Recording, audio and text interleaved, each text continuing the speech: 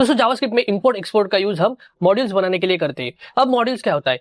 Modules means code के छोटे हिस्से को या किसी रीयूजेबल पार्ट को हम एक फाइल से दूसरे फाइल में यूज कर सकते हैं।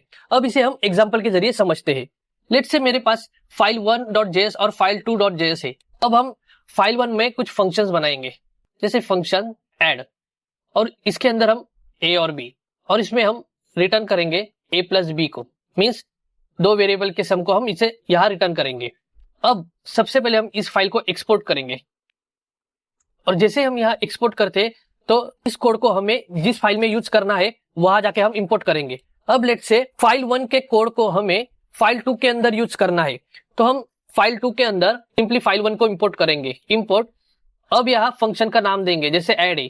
जैसे हमने इस कर्ली ब्रैकेट के अंदर फंक्शन का नाम लिखा तो अपने आप आगे का ऑटो कोड हुआ, मीन्स यह फंक्शन का नाम और आगे फ्रॉम लिख के फाइल 1 मीन्स जिस फाइल से हमें कोड चाहिए, और यहाँ .js एक्सटेंशन लगाना जरूरी है। अब हम सिंपली यहाँ कंसोल लॉग करेंगे ऐड फंक्शन को, और इसमें हम सिंपली दो वैल्यूज देंगे 5 + 5। अब हम इसे रन करके देख, तो जैसे हमने रन किया तो आउटपुट में हमें 10 मिला, मीन्स फाइल 1 का फंक्शन जो यहाँ रिटर्न किया था a + b, इसे हमने फाइल 2 के अंदर यूज किया।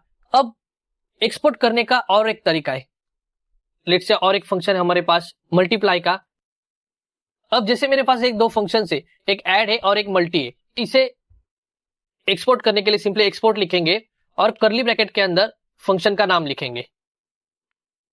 अब इस मल्टी फंक्शन को हम फाइल 2 के अंदर यूज करेंगे, यहां सेपरेटली कॉमा देके बनाए हुए फंक्शन को लिखेंगे मल्टी, और नीचे कंसोल लॉग में हम यूज करेंगे, जैसे 4,4 करते हैं। अब रन करेंगे, और जैसे हम रन करते हैं तो हमें 5,5 का एडिशन भी मिलेगा, और जो हमने दूसरा फंक्शन बनाया था मल्टी का, तो 4 × 4 का भी हमें मल्टीप्लीकेशन यहां मिलेगा।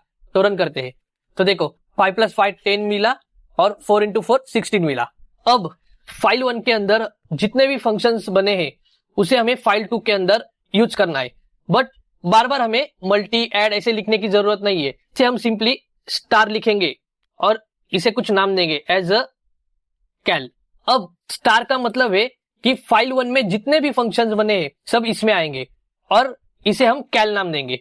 जैसे हम इसे रिमूव करते हैं और जो लिखा है कैल डॉट लगाएंगे तो उसके अंदर के सभी फंक्शंस हमें यहां मिलेंगे।